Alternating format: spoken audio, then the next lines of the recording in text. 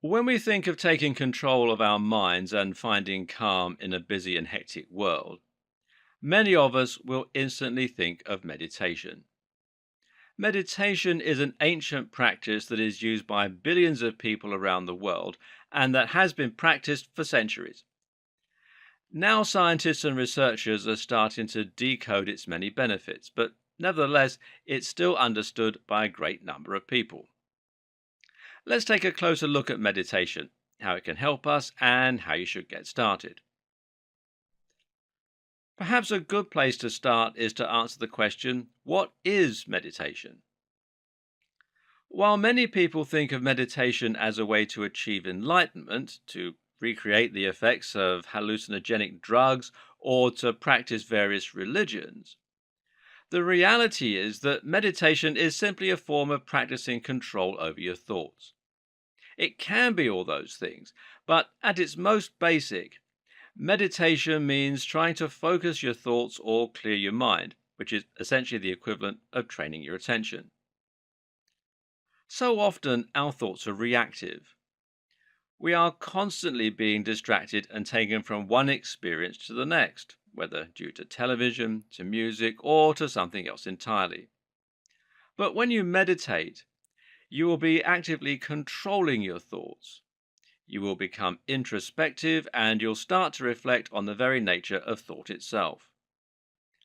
And as you do, you'll learn to remain in control of your thought processes so as to prevent yourself from becoming easily distracted, stressed, angry, or otherwise experiencing inappropriate or unhelpful emotions. This is a highly valuable form of training, and it's one that's particularly relevant in today's fast paced and constantly connected world. Meditation can help us to conquer stress and to improve concentration in a range of tasks. Studies show that meditation can help us to improve our mood, our concentration, our focus, our creativity, and more. It has both immediate effects by providing us with a break from the stress of our internal monologue and helping us to experience theta brainwaves, but it also has long term benefits as we start to learn to better control and understand our own thoughts and emotions.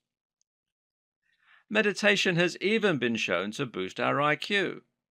That's right, it can actually make you smarter. And this also correlates with more connective tissue in the brain and a greater ability to utilize different areas of the brain at once for single tasks. Fortunately, meditation is gradually starting to make its way into the mainstream. More and more productivity and lifestyle coaches are recommending its benefit, and it forms an integral part of cognitive behavioral therapy, which currently is the most popular form of clinical intervention for a whole host of psychological difficulties. Still not convinced? Then I invite you to have a listen to Tim Ferriss's podcasts. Tim Ferriss is the author of The 4 Hour Work Week and is one of the most influential writers on the net when it comes to topics like fitness, self improvement, productivity, and happiness. His most recent project, the podcast, sees him interviewing a large number of different influential figures. Those include Matt Mullenweg, the creator of WordPress, Maria Popova of Brain Pickings, and Arnold Schwarzenegger, and many, many more.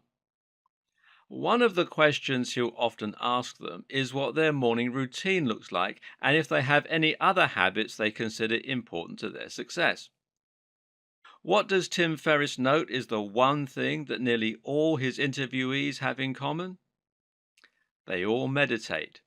So, if you want to be one of the world's most influential entrepreneurs, if you want to be spiritually enlightened, or if you just want to be smarter, then you need to start meditating. But while meditation has benefits across the board, it's also worth noting that some forms of meditation appear to be more effective at promoting specific psychological benefits than others, and this is according to a study from the National University of Singapore. If you want to get the best benefits from meditation, then you need to choose the right type to get started with. Here's what the study found when comparing Theravada and Vajrayana meditation. In the study from the National University of Singapore, it was found that Theravada meditation is more effective than Vajrayana for promoting relaxation and calmness. Studies measured activities of the parasympathetic nervous system, the prime purpose of which is to promote calmness, while practitioners were deep in meditation. Those using Vajrayana, meanwhile, were found to activate their sympathetic nervous systems, which controls the fight or flight response. In short, this would lead to elevated heart rate, focus, and arousal. This is a particularly interesting finding, as conventionally we view meditation as a means to calm ourselves and relax. After the participants had engaged in their meditative practices, both groups were then asked to take cognitive tests, and it was found that the Vajrayana group were able to boost their performance considerably from a single session. This demonstrates the broadness of the term meditation, and it shows that different types of meditation have different specific advantages. In this scenario, you might decide to use Vajrayana meditation to psych yourself up for a competition or to prepare for an interview.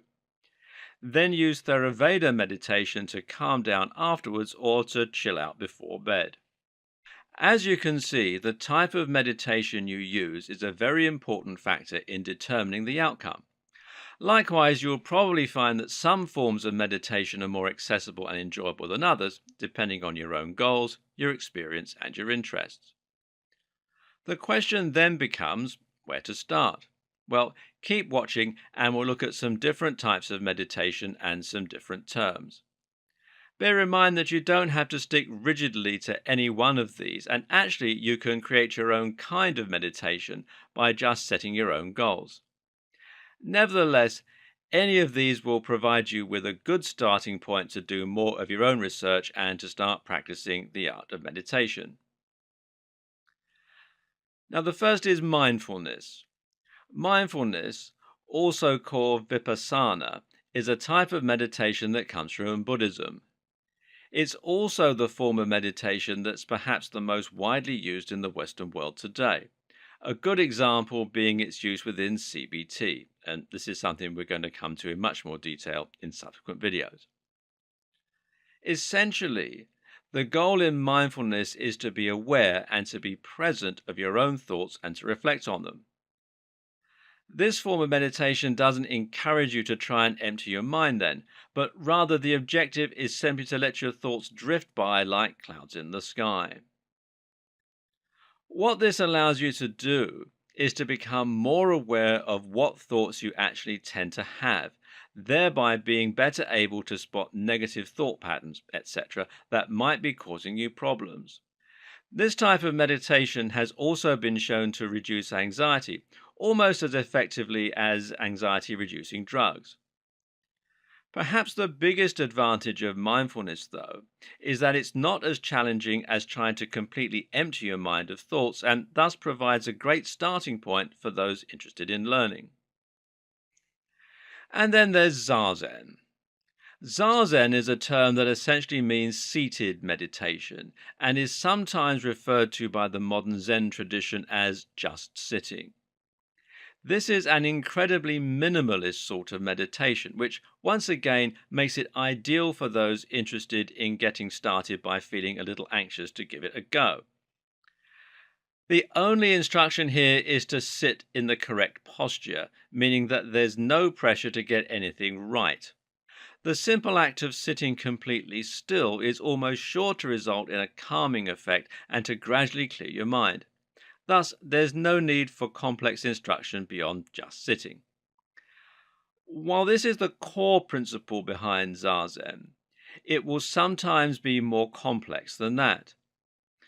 Often, practitioners are given a paradoxical sentence, a story, a question, or an element of Buddhist scripture to muse on. This method of meditation has also been adopted by a number of other religions, whereby believers are asked to think about lines from their respective religious scripts or think over scenes from their literature. For some, the lack of guidance is going to make this an approachable and enjoyable form of meditation, while for others it can be frustrating and might leave you lost. Another way in which meditation has been adopted by religions is through spiritual meditation. This is essentially a form of meditative prayer, and prayer has been shown to have many similar benefits to other forms of meditation. Then there's transcendental meditation. Transcendental meditation comes from Vedanta, which is the meditative tradition from Hinduism. Transcendental meditation is once again seated, ideally in lotus or half lotus position, and this time uses a mantra. A mantra is any word or sound of your choice which is simply repeated over and over again. The idea behind this form of meditation is simply to rise above any distractions or thoughts, effectively clearing your mind of all thoughts and living entirely in the moment. Alternatively, you can try focusing on your breathing in order to calm your thoughts. The ultimate objective of transcendental meditation is transcendentance. This is the meditation that is used as a path to enlightenment, which is reportedly a feeling of oneness with the universe and perfect contentment. In reality, it's likely that enlightenment is merely a brain state achieved by relaxing areas of the brain and thus getting them to shut down. This is something that takes years to master, though, and is highly elusive. If you use transcendental meditation with the sole object of reaching this kind of state, you're likely to be disappointed. That said, though, if you can reach this state, the effect is something similar to being on drugs or having a stroke. It's completely mind bending, but not damaging in the same way that those other examples are. You lose the ability to distinguish time and to distinguish your own body in a physical space as those areas of your brain close down. If you want to have an end goal, then this is certainly something interesting to aim for. When done correctly, transcendental meditation is an ideal way to relax and to move your thoughts away from stress. It can be used to calm the heart rate and is a fantastic coping mechanism if you suffer with anxiety.